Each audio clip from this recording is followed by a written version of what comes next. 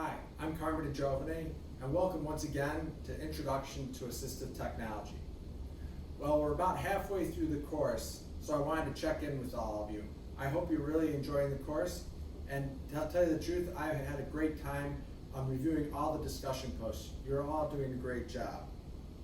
So I finished grading the first set of discussion posts, those that focused on Sue. And I just wanted to give you a little bit of feedback as we move forward into the video quizzes, which I know you've taken one of them, and with the case studies for the grad students.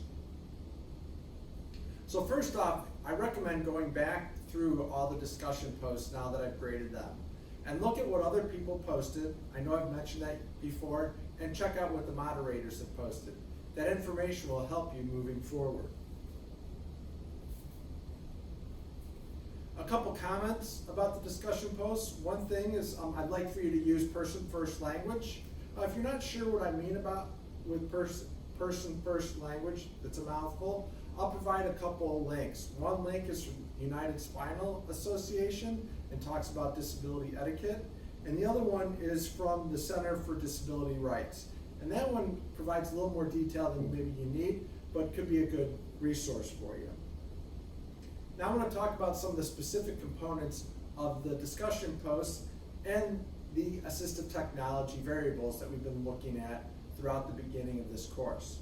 The first one is body systems and structures. So one of the things that I've noticed is a number of the posts only focus on what the interviewer provides, whether that was Steve for the quiz or whether that was Sue in the discussion post. I would also like for you to take a look at the review material or the preparation material that I provide at the beginning of the discussion post or at the beginning of the video quiz. For Sue, I provided additional information on osteogenesis imperfecta, and for Steve, I provided some additional information about spinal cord injury. You should have included some of that information in your post about the body system and structures, and maybe even a little bit in your background section. So as we move forward, I highly recommend you check out that information for future discussion posts and for future quizzes. In terms of the goals, many of you did a great job of including goals in a first-person language. So now I'm talking first person. So in the words of the consumer, so in this case in the words of Steve or in the words of Sue.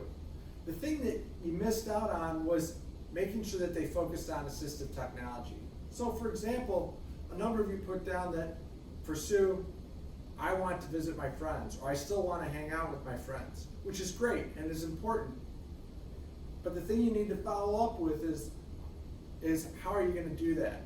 And in her case, a simple solution said, I want to look at technology that will support transportation so that I can meet with my friends or so that I can go to the movie. And then that brings in the assistive technology, whether it's a device or service, into the conversation. So that's something to keep an eye on as you're putting together goals and future assignments. Another thing about the discussion posts and the quizzes is I try to break up the videos so that it exactly matches the assistive technology assessment variable that we're talking about. But I'm not always able to do that. So you may want to watch the whole video quickly. You can speed it up a little bit and then go back to get a high-level overview of the individual situation, and then, or a high-level overview of the interview, and then go back and specifically watch the individual sections as I broke the videos out for the individual questions or the individual assessment variables. And then finally, I want to just give a shout out to the moderators, the graduate students. They're doing a phenomenal job of providing summary information, providing links to external websites, and bringing in information from their own professional lives or their graduate school experiences. I highly recommend, if you're an undergrad student, checking it out, because it can really provide you with good information and good experiential knowledge that you'll be able to use in your own job when you graduate, or use in grad school if you decide to move on to grad school. I just want to finish with a couple notes about assistive technology in general, just things that I think are interesting. Of course, the RESNA conference is coming up. That's July 7th through July 9th. If you're interested, check it out. It's a great conference to go to. And it's virtual, so you don't have to travel anywhere. Another thing that I want to do is, for those of you that want a little extra credit, yes, I know, I've got your attention now talking about extra credit. I'm going to set up an extra credit assignment that is to go and watch a video from the International Seating Symposium. The International Seating Symposium is putting together 1-hour videos, and so I'll have you watch the video and then write a reflection on it.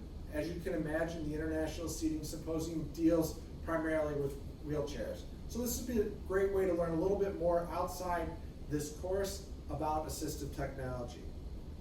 I know I posted an announcement about Talk Rehab earlier, but I just want to highlight the interview that Bill Moulting does with Pooja Viswanathan from Braze Mobility. She's the CEO, and she does a great job of talking about the technology that they've developed. And the reason I really like the video is because she talks about autonomous vehicles and autonomy, and how people may not want to give up that autonomy when they're controlling a power wheelchair in particular.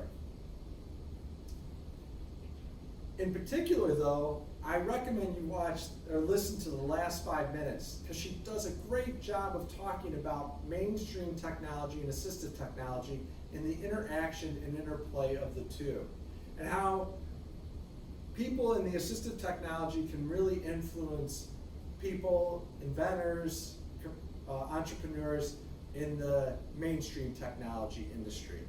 So I recommend checking that out. As always, keep up all the great work. I've really enjoyed going through the discussion posts. We're going to be starting the technology reviews pretty soon, and those are always fun to work through and to review. And so I look forward to seeing all. We got some great stuff coming up with the second half of the course. As always, reach out to me if you have any questions, and have a great week.